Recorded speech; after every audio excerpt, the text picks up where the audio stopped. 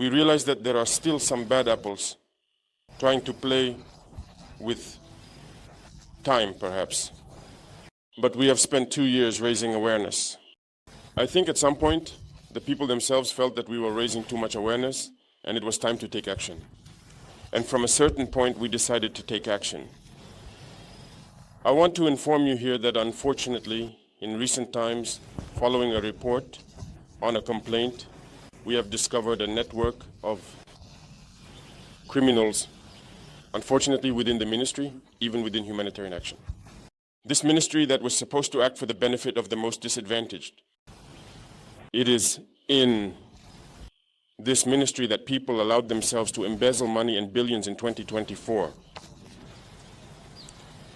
They embezzled several billions. The police did an excellent investigative job that allowed us to discover many assets, luxury vehicles, a good number of things in any case that have been seized. The case has been transferred to a court.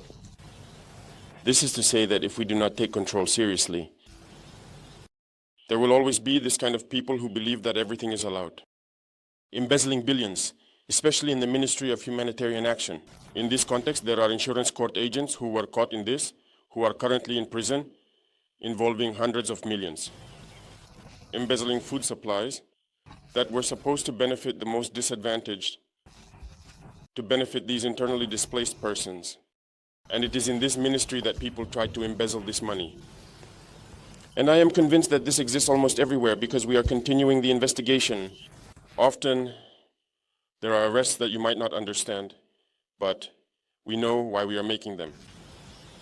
There are still many people trying to embezzle public funds. We will not have any pity for those individuals.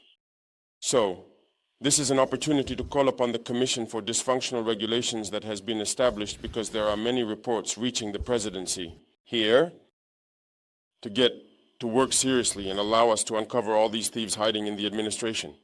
We cannot tolerate this at a time when we are fighting against terrorism, where people are sacrificing themselves on the ground, and others are in the rear, allowing themselves to steal billions and to indulge in luxury. It's difficult to grasp this situation. On top of all that, there are Burkinabés who lack patriotism. We have all followed the efforts that have been made to acquire a new plane. The last time, I was obliged to receive last week 2 mechanics from the company who, as soon as the plane arrived on the 2nd of last month, on the 3rd submitted a resignation request. And one submitted the resignation request on the 3rd to take effect on the 4th, and the other took effect on October 31st. And for good reason, they are demanding a salary increase of more than 2 million. It's sabotage. And I think it's a serious lack of patriotism. The board of directors tried by all means to reason with them. They even went as far as making concessions up to 400,000 francs more on their salary and everything. They categorically refused. They refused to work. While we know very well that for each flight, the plane needs a number of checks to be able to take off again. But they refused to work, while the new plane had just arrived. This is pure and simple sabotage. A plane arrives on the 2nd, and on the 3rd, you decide not to work as mechanics. We were forced to meet with them and convey the message that they will work willingly or by force. We are not asking anyone. We are not going to negotiate anymore. They will work, and that is what is happening.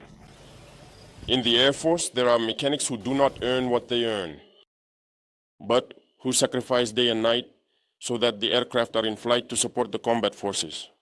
They have never demanded an extra franc. So these are the kinds of attitudes we are fighting against.